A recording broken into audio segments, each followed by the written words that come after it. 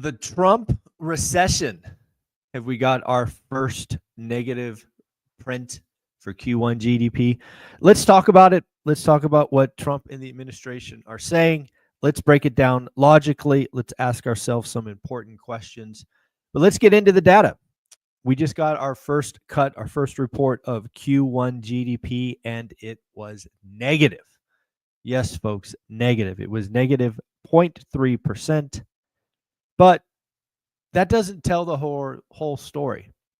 I don't know if you know this, but Q1 GDP reports imports as subtracting from GDP. So again, if we look at Q1, we look at Liberation Day, we look at tariffs. What is something that you and I have been talking about for 8 weeks?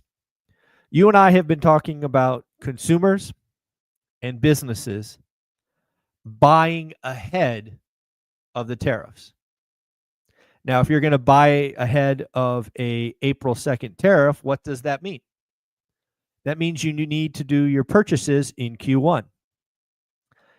So again, knowing that GDP calculates or leverages imports as a negative, it should not be shocking that Q1 was negative. In fact, imports soared 41.3%. Now, why did imports soar? Again, they soared because of the tariffs. There is another way to calculate GDP. It is often referred to as the real GDP. It actually calculates Q1 growth without the minus for imports at just about 3%. Again, generally speaking, a healthy quarter. However, also a quarter that was influenced by tariffs. Again, people buying ahead of time. As I've said for quite a while now, Q1 was going to be a really dirty quarter because of the influence of tariffs and imports and things of that nature. So again, the headline is negative 0.3. Realize that this is the first print. We will get 2 revisions. Could get worse, could get better. We shall see. But what I think is very interesting, if you're just honest with yourself, and I know in today's political comment, honesty with oneself doesn't happen a lot. President Trump is, as you might suspect, blaming the negative quarter on Biden and saying this is an overhang that we must work through and that we must be patient. Again, I ask you to be logical.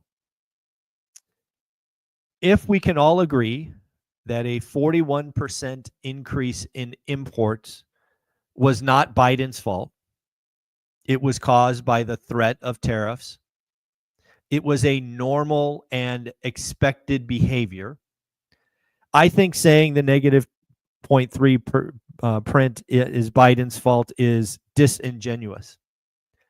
This is 100% Trump's doing. And again, I'm not here telling you that the negative 0.3 is bad. I'm telling you that it's really odd that the imports subtract from GDP. We saw a big run up in GDP. And oh, by the way, there's another way to report GDP without that subtraction. And it actually showed a very strong quarter at 3%. I think the message from the administration should be, hey, businesses and consumers did what they should have done. They bought ahead. Hence, imports went up 41%. But guess what, folks? That won't happen in Q2. We won't import all of that stuff in Q2. Tariffs are going to fix it. That's the message that they should come with instead of saying it's a Biden overhang. Because again, it's just nonsensical. Not to say that Biden was great. I've never, ever said that. In fact, he was, never mind. We don't need to go there. But to say this was Biden's fault is disingenuous, in my opinion.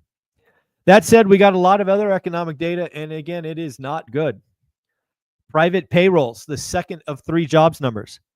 Last month, 147,000 jobs created. It was expected to slow to 120,000. Whoops. Slowed to only 62,000. A big miss, a big miss. Private sector is slowing hiring due to uncertainty. Wage growth did dip a little bit, went down to 4.5% from 4.6. The big number of the week will be on Friday. It is expected to come in at 133,000. This is the BLS report.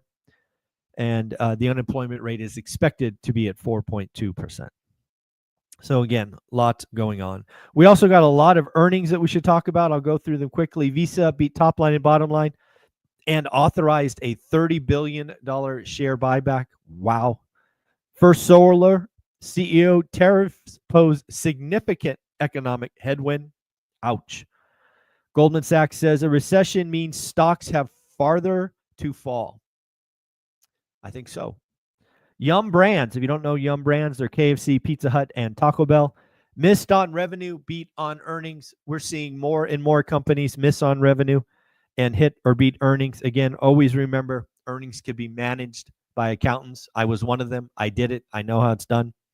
Same-store sales at Pizza Hut, for example, were down 2%.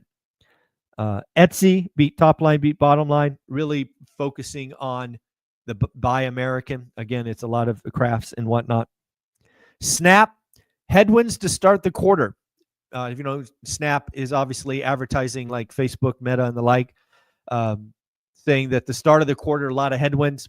The ability to offer guidance. They are unable or inability to offer guidance. Again, it's somebody who pulled guidance. Starbucks, same-store sales disappoint, turnaround in question. Missed on revenue, missed on earnings. Same-store sales fell. Same-store sales fell for the 5th quarter in a row. Supermicro released preliminary results well below estimates.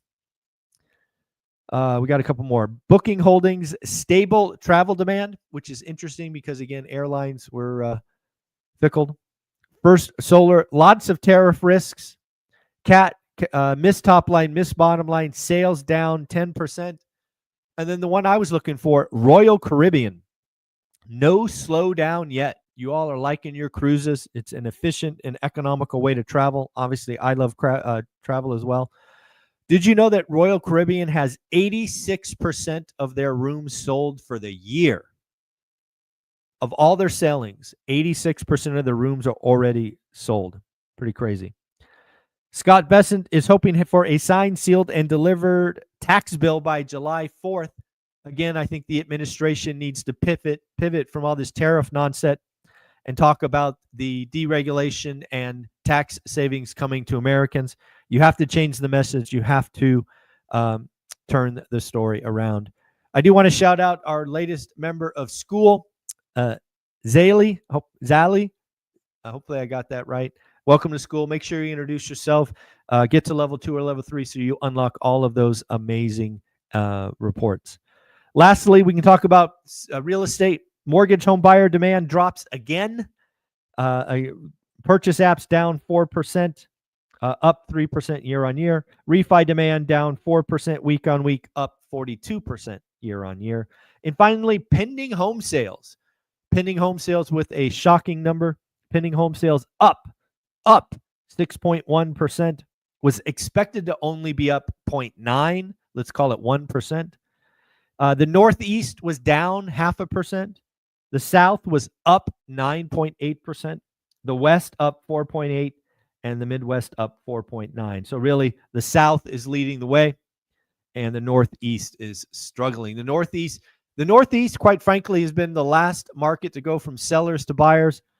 So I suspect what we are seeing in the Northeast is that start of a transition where we go from a seller's market to a neutral or buyer's market. Folks, lots of stuff going on in the news. Again, pay attention. Q2 will be interesting. We still need to announce some trade wins. We got to turn the story, got to turn the message around, and it should be never boring. Folks, the last thing I will say is it is April 30th, which means you are 4 months done with 2025. You only got 8 months left. 2025 is 1/3 over. Think about that. A lot of you watch this channel. You're interested in investing, real estate, getting wealthy. I strongly suggest, if you haven't already, join school. It's cheap, 67 cents a day, and you'll be around people going in the right direction. You've got to do the work. You got to understand, the 50-40-10. You've got to understand tools like Property Radar, which we will be bringing to school on Sunday. The invite is already there. I hope you have an amazing day. Take care of yourself. Later.